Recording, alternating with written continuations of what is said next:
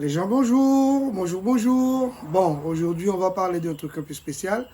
Je pense que vous avez tous reçu par mail, WhatsApp, Instagram, sur tous les réseaux sociaux, une photo où est-ce qu'on peut voir une portière de voiture cramée ou en mettant en garde en disant de faire attention que ne pas laisser les gels dans la voiture avec le soleil, ça risque d'exploser. Surtout m'envoyer cette photo, je la réponds en lui disant moi je pense qu'il y a d'autres facteurs qu'on ne nous a pas dit, mais que c'est un peu improbable que le gel lui-même puisse s'enflammer et faire autant de dégâts. Alors elle me répond en me disant ah ouais, ça te connaît, d'après tout, te certifie par ces personnes. Bon, j'aime bien ce genre de réflexion-là. À savoir que moi, j'ai une formation ATEX, que j'explique en gros ce que ça veut dire. Toujours est-il que les gels hydroalcooliques sont formés à près de 80% d'alcool éthylique ou de l'alcool isopropylique, c'est-à-dire de l'éthanol et de l'isopropanol. Ces deux substances ont ce qu'on appelle des points éclairs et des températures d'auto-inflammation. Alors, point éclair, c'est la plus basse température à laquelle une substance peut émettre des vapeurs mélangées à éclairs, pouvant s'enflammer en apportant une flamme pilote. Alors que la température d'auto-inflammation, c'est la plus basse température à laquelle un corps mélangé avec l'air pour fabriquer des vapeurs et s'enflammer spontanément sans l'apport d'une flamme pilote. C'est-à-dire que si on a une plancha, en gros, qui est élevée à une forte température et qu'on met cette substance dessus, eh bien, il va créer des vapeurs et spontanément, il va s'enflammer.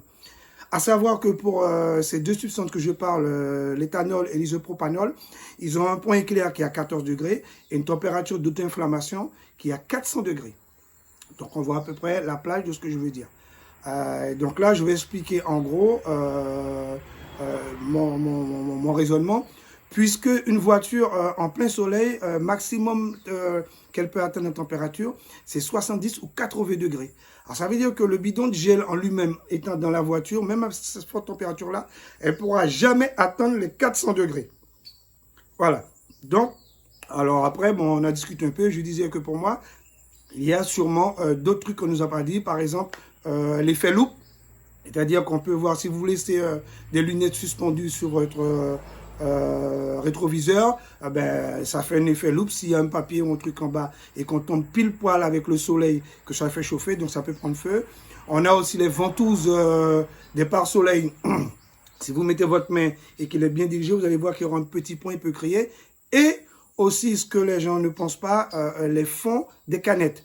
Alors, à savoir que le fond d'une canette, ça représente pratiquement une parabole. Donc c'est une parabole, un fond de canette bien nettoyé, bien propre, que vous dirigez vers le soleil. Vous allez voir qu'il y a un endroit bien précis qu'on appelle le point focal, où est-ce qu'il va concentrer tous les faisceaux du soleil et rebondir et se regrouper en un point très chaud. Donc là, nous allons voir à quoi correspond le point focal avec la formule pour retrouver ce point-là. Bon, ça c'était encore une autre de mes passions, on peut discuter de ça après.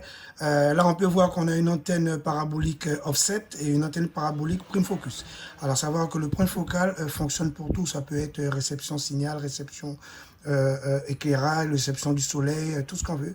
Donc, dès qu'on a une parabole, c'est la même formule qu'on applique.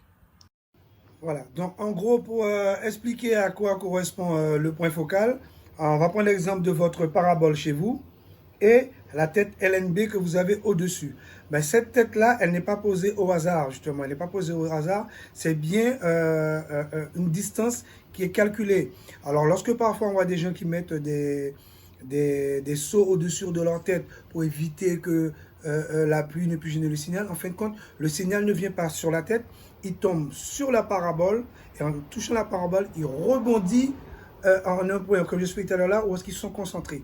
Donc la formule en gros pour trouver la hauteur de votre LNB, F est égal à D2 divisé par 16 que multiplie petit d. Alors D, c'est le diamètre de la parabole. Et petit d, vous prenez votre parabole, vous mettez une règle dessus et vous mesurez la distance entre le fond de la parabole et la hauteur. Et ça, c'est le petit d. Donc, on fait le diamètre au carré divisé par 16 que multiplie la valeur de petit d. Et ça vous donne la hauteur focale, donc la hauteur où se trouve l'MNB. Ce que je disais, qu'on va trouver sur le fond de la canette qui va concentrer les rayons du soleil pour prendre feu. Donc ça, c'était une petite donnée pour ce qui est point focal. Puis après, ici, on doit parler de parabole, polarmont, positionnement, sud-ouest, signal séculaire, vertical, horizontal, DVBS. On va parler de ça dans une autre vidéo. Nous allons parler d'ATEX. Alors, ATEX signifie atmosphère explosive. La définition exacte, c'est un mélange avec l'air dans des conditions atmosphériques de substances inflammables sous forme de gaz, vapeur ou poussière, dans lequel, après inflammation, la combustion se propage à l'ensemble du mélange non brûlé. Bon, ça fait des années quand même. En gros, on s'est rendu compte que pour qu'on ait une atmosphère explosive, on a besoin de 3 paramètres. Donc, on a le comburant, c'est l'oxygène de l'air. On a le combustible, samplon, farine, tout ce qu'on veut. Et l'énergie d'activation. C'est pour cela qu'il y a la directive 99-92-CE permettant de mettre en garde les travailleurs sur leur zone de travail et imposant aux chefs d'établissement de mettre tout en œuvre pour éviter justement la formation d'ATEX. Nous avons pour cela la société de certification, où est-ce que j'ai passé en formation niveau 3, Ineris en Villeneuve-en-Alate, qui délivre cette certification-là. Donc ça, c'est la formation ISMATEC. Et on a le Sacratex pour les personnes qui vont travailler sur du matériel ATEX, c'est-à-dire les bobineurs, les personnes qui refont les moteurs. Formation qui est dispensée ici maintenant, je pense jusqu'au niveau 2, puisque les niveaux 2 vont de niveau 0 au niveau 4. 0, personne qui ne fait rien pratiquement en ATEX. Et le niveau 4, c'est auditeur. Et niveau 3, c'est formateur en ATEX. Donc là, nous allons parler comment se créer une ATEX et ce qu'on peut faire pour éviter l'inflammation d'une ATEX. Donc, en gros, pour qu'une ATEX puisse s'enflammer, on a vu qu'on a besoin de ces 3 facteurs-là, mais aussi on a besoin d'un mélange bien dosé, ce qu'on appelle LIE et LSE. La limite inférieure d'explosivité et la limite supérieure d'explosivité. C'est-à-dire qu'on a besoin d'une concentration en carburant et en combustible bien précise de façon qu'on lui apporte l'énergie d'activation qui puisse s'enflammer. C'est-à-dire que s'il est trop riche, ça ne va pas fonctionner. S'il est trop pauvre, il ne va pas fonctionner non plus. L'exemple, c'est lorsqu'on avait nos engins, lorsque le carburateur était mal réglé, le gars dit « Ah, inayé », c'est-à-dire qu'on voit qu'il y avait trop de carburant. Donc, si on a trop de carburant, de combustible, ben, ça ne fonctionne pas. Et si on a trop d'air, ça ne fonctionne pas. Il faut être juste dans la bonne valeur.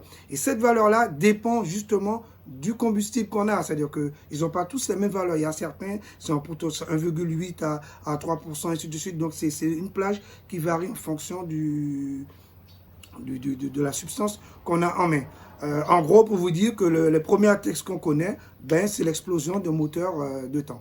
Puisque ce qu'on fait, on fait un appel d'air, on fait un appel avec le carburant, on mélange tout ça et pour que ça explose bien, eh bien, on le comprime avec le piston et arrivé bien comprimé, on demande à la bougie de voir une étincelle. En gros, on peut voir qu'une étincelle de voiture a une énergie qui vaut 1 joule, alors que pour exploser de l'hydrogène, on a besoin de 17 microjoules. Donc l'exemple que je vais vous présenter, j'ai été soumis à un générateur de tension de 30 000 volts pour pouvoir me décharger dans une boîte qui avait de l'hydrogène. Et en me déchargeant en électricité statique, j'ai pu faire exploser l'hydrogène. Donc là, on va parler des différents modes de protection qui va amener justement au chef d'établissement de définir les zones ATEX en fonction ben justement de la durée de l'ATEX, soit en permanence, soit temporairement, soit jamais, ou soit lorsqu'il y a des défauts. Plan de zonage, klaxon de zone, c'est la même chose. C'est-à-dire que le chef d'établissement doit mettre tout en œuvre de façon à éviter les ATEX et définir les zones qui sont plus ou moins en présence d'ATEX. Alors, je vais prendre un exemple dans une station-service en sachant que cette directive-là concerne tous les lieux de travail où il est susceptible de générer des ATEX. La cuve à carburant, il faut bien qu'on puisse mesurer le niveau de la cuve de liquide. Donc, on aura un matériel électrique qui sera dans le carburant. Donc, lui, il sera dans la zone 0 et devra avoir un certain mode de protection. On a ce qu'il y a autour au niveau du trou d'homme, par exemple. donc qui n'est pas dans le liquide, mais qui est pas loin des vapeurs. Donc on peut avoir des vapeurs d'hydrocarbures un peu plus persistants. Ensuite, on aura un peu plus loin, par exemple, sur la piste de distribution et autour du bec du pistolet au moment de dépotage et de livrer le carburant dans votre réservoir. Donc, en classant les zones, ça va lui permettre de choisir le type de matériel à adapter en fonction de cette zone-là. Et ce qui vient à parler, ce qu'on appelle des modes de protection en ATEX. Donc en gros, le mode de protection, c'est le fabricant qui va nous dire où est-ce qu'on peut mettre son matériel en œuvre, donc en fonction du classement de zone, ainsi que ce que peut tolérer ce matériel-là. À savoir que le mode de protection, il y en a pas mal. On a intrinsèque, sécurité augmentée, remplissage plus virulent, encapsulage, immersion dans l'huile, antidéflagrante, on a plusieurs. Moi, je vais parler de 3 modes de protection que j'utilise le plus souvent, qui sont l'antidéflagrant, la sécurité augmentée et la sécurité intrinsèque. Mode de sécurité antidéflagrant, c'est-à-dire que ce mode de protection-là, le constructeur nous dit que son appareil tolère une éventuelle explosion à l'intérieur, mais que l'énergie qui va sortir de cette explosion-là sera laminée et ne pourra pas enflammer latex. C'est-à-dire que dedans, on a ce qu'on appelle des joints antidéflagrants. Alors, les joints antidéflagrants, ce ne sont pas des joints physiques. L'exemple, pourquoi? Parce que j'ai reçu une pompe de transfert où est-ce que la personne devait avoir un souci de pénétration d'eau.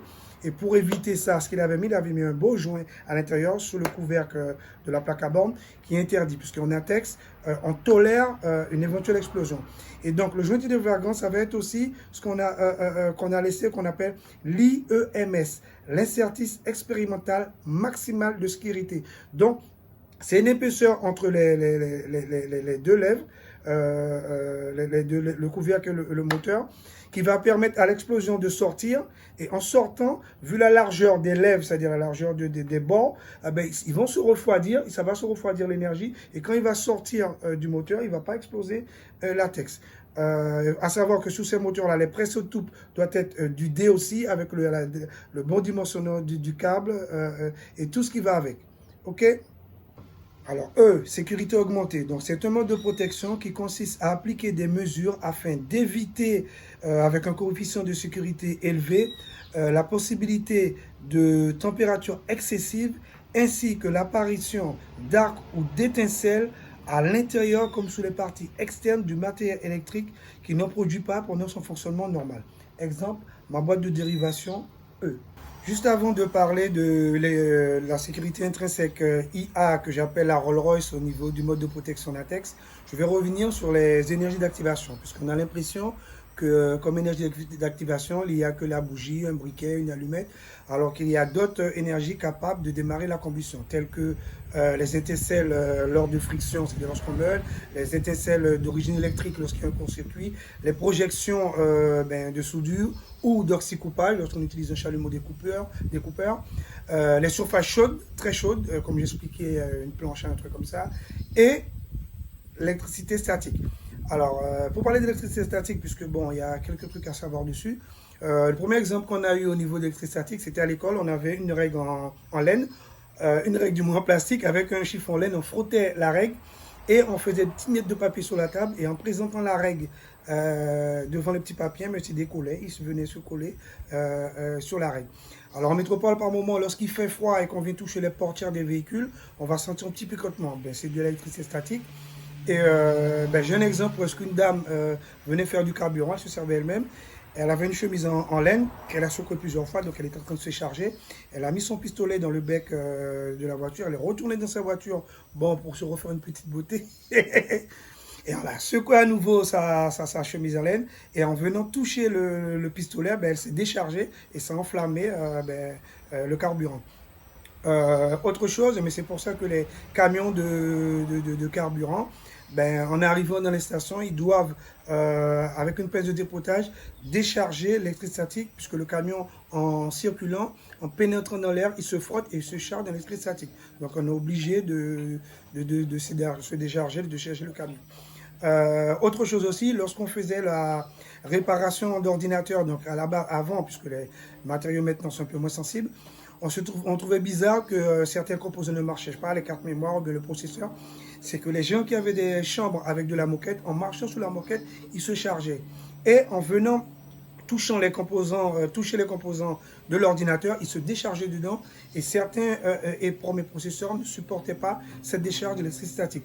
Donc la solution qu'il fallait faire, c'était se mettre nu-pied, ensuite de toucher la carcasse de la tour qui, elle, est reliée sur le circuitaire pour se décharger. Donc c'est une petite astuce pour ne pas se décharger l'électricité statique. À savoir aussi, lorsqu'on travaille en ATEX, en atmosphère explosive, où est-ce qu'il y a du matériel sensible à l'électricité statique, on a des chaussures qu'on dit ESD, des chaussures anti-déflagrantes, anti-statiques du moins. La différence qu'il y a entre ces deux termes-là, c'est qu'il y a un qui a une résistance entre 0,1 et 1000 mégaohms, donc ça c'est pour l'antistatique, et l'ESD, ça fait entre 0,1 ou 1 et 100 mégaohms. Donc c'est pour ça, c'est ça un peu la différence, donc c'est pas le même prix. C'est de façon pendant que l'opérateur marche, qu'il puisse se décharger et ne pas se décharger dans une zone où est-ce que l'électricité statique peut enflammer l'ATEX. Et là, on va parler maintenant de la sécurité intrinsèque IA. Alors, sécurité intrinsèque, IA ou IB, je vais expliquer en gros tout à l'heure la différence. Un circuit de sécurité intrinsèque est un circuit dans lequel aucune étincelle ni aucun effet thermique produit dans les conditions prescrites par la norme n'est capable d'enflammer une atmosphère explosive donnée. Donc en gros, c'est-à-dire, je parle là des sondes qui se trouvent dans les cuves à carburant qui doivent mesurer la hauteur. Donc on est pratiquement dans la zone 0. On n'est pas pratiquement, on est dans la zone 0. Donc il ne faudrait pas que si cet appareil-là a un défaut, qu'il puisse faire la cuve prendre feu. Donc c'est pour ça que je parlais de IAIB, le circuit intrinsèque IA. C'est un circuit qui fonctionne normalement même après deux défauts. Donc c'est un circuit qui est formé de barrières linéaires, donc c'est pas de l'alimentation.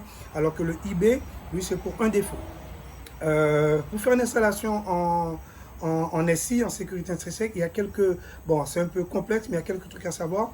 Déjà, il y a les exigences de la norme qui demandent à ce que la tension et l'intensité de l'alimentation soient plus basses que celle du transducteur, c'est-à-dire de la sonde, et que la somme des inductances et des capacités du câble de liaison et de la sonde soit inférieure à ceux de l'alimentation.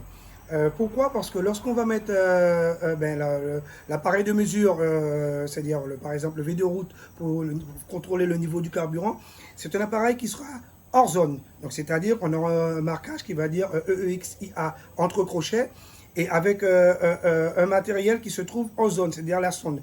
Eh bien, il y aura une distance entre l'alimentation et le transducteur et la sonde. Et ce câble de liaison-là, il ne faudrait pas que le fait de l'avoir mis entre le circuit, qu'il puisse modifier les paramètres de la sonde, puisqu'on sait très bien qu'un câble électrique, sur une certaine longueur, il va avoir une résistivité, une résistance. Par exemple, avec la formule R est égale à ρ L sur S. Donc la résistance est égale à la résistivité multipliée par la longueur divisée par la section. On voit bien que si la longueur augmente, eh bien, la résistance va augmenter. Donc c'est pour ça on demande à ce que ces paramètres-là soient tenus en compte pour pouvoir faire une installation en SI. J'ai fait un petit programme sur Excel qui permet justement de rentrer les différentes valeurs du transducteur et de l'alimentation et qui va donner le résultat. Alors le résultat, ça sera une longueur de câble. On aura deux longueurs, une grande et une petite. Il faudra prendre la longueur la plus défavorable, c'est-à-dire la plus petite, pour faire l'installation. Pourquoi? Parce qu'on peut avoir des constructeurs qui fabriquent des sondes, ceux qui font des alimentations, ceux qui font des câbles. Donc, ce n'est pas la même personne. Donc, il faudrait prendre ces trois matériaux-là, vérifier les différentes caractéristiques qu'ils ont dessus et faire le calcul de boucle. C'est ce qu'on appelle faire le calcul de boucle. Qu'est-ce qu'on peut dire aussi sur la sécurité intrinsèque? Bon, il y a d'autres valeurs. Il ne faudrait pas, lorsqu'il passe dans un chemin de câble, qu'il soit mélangé avec de l'installation en OSI. À l'intérieur d'un coffret ici, il y a des distances à respecter pour éviter certains trucs parasites, à savoir la mise à la terre d'un côté, pour chanter une barrière zénaire, il y a plein de trucs. Donc en gros, ça va être ça, une sécurité intrinsèque. Je ne vais pas rentrer dedans parce que c'est encore plus complexe. C'est une formation qui dure pratiquement plus d'une semaine. Donc essayer de la brosser là en une trentaine de minutes, c'est un peu court. Donc là, je vais vous montrer le type de marquage qu'on peut trouver sur du matériel latex. Là, j'ai un boîtier de détecteur de fuite, donc c'est de la sécurité intrinsèque. Donc on peut voir la couleur bleue, c'est pour le câble instrumentation. Au niveau du marquage, on peut voir qu'on a le logo EX, donc c'est de latex. On a un 2 romain qui signifie industrie de surface. Si c'était un romain, ça veut dire industrie souterraine pour les mini-gouzouteuses. On a un 1 entre parenthèses, j'explique en gros pour l'entre parenthèses. Donc c'est pour la zone 0, donc ça veut dire pour directement dans le liquide. Ensuite, on a G qui signifie gaz. À savoir que si c'était pour de la poussière, puisque les latex ne concernent pas uniquement les gaz, mais les poussières, on aurait eu un D. Ok, ensuite on a EEXIA entre crochets. Voilà, ce qui signifie que ce matériel-là est associé avec un dispositif qui se trouve en zone 0. Donc lui, il doit être mis hors zone. Il doit pas être dans la zone ATEX. Ensuite, on a un 2C et 2B. Alors 2C, 2B, c'est pour quel type de gaz? Alors 2C, c'est pour l'hydrogène et l'acétylène. Et 2B, c'est pour l'éthylène. Ok, donc ça, c'est pour le détecteur de fuite. Donc là maintenant, on voit, c'est pour une sonde de niveau. Donc dessus, on peut voir la tension UI, l'intensité LI, la puissance PI en volts, en milliampères et en milliwatts. Ensuite, on a le symbole EX. On a le symbole EX, donc latex. On a un 2, industrie de surface. On a un 1, c'est pour la zone 0. On a un G, c'est pour du gaz. On a EXIA de la sécurité intrinsèque. On a 2B, c'est pour l'éthylène. Et T4 pour une tension de 135 degrés, pour une température de 135 degrés. Là, on voit qu'on a un câble bleu. Il ressemble à du câble RJ45 pour de la VDI. C'est pas vendeur à domicile, indépendant à domicile. C'est pas de la VDI, c'est du câble d'instrumentation. Donc c'est un câble spécial qui a des valeurs, je disais, de capacité de dictance que le fournisseur doit vous donner. Voilà, en gros, c'est ce type de marquage-là qu'on trouve sur du matériel. Alors, pour le D, on a pareil, pour le E, on a pareil, pour le captillaire, la sous-pression interne, pour chaque type de protection, on aura un marquage à texte qui correspond. Voilà.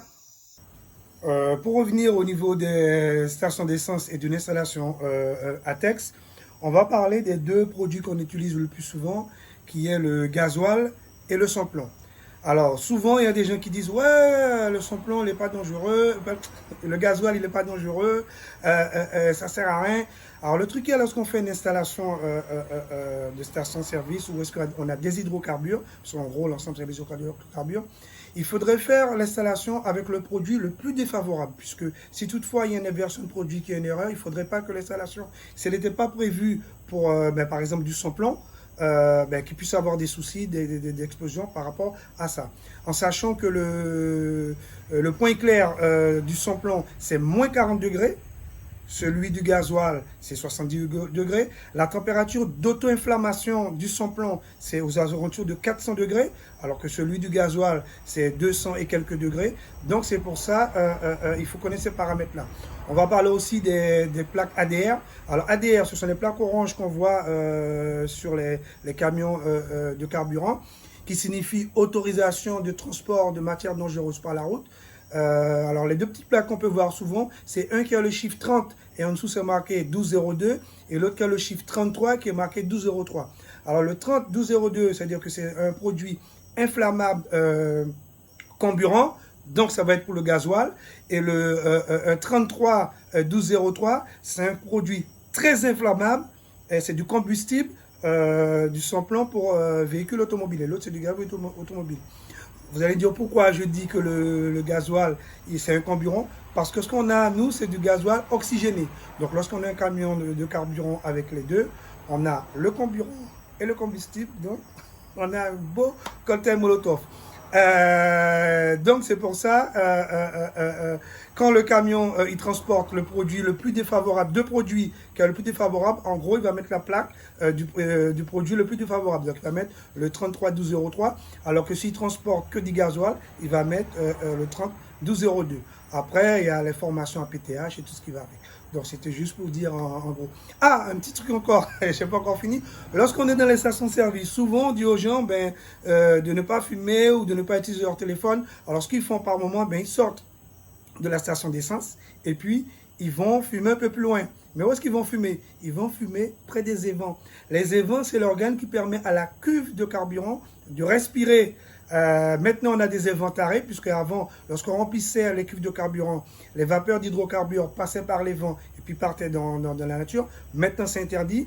Ils mettent la récup-vapeur, donc les COP, c'est pour les composants organiques volatiles. Donc, on a un éventaré sur une clarinette. Et quand le monsieur il commence à dépoter, la pression bloque le clapet et toutes les vapeurs retournent dans le camion. C'est pour ça qu'ils branchent le truc orange. Donc, ça s'appelle la récup-vapeur.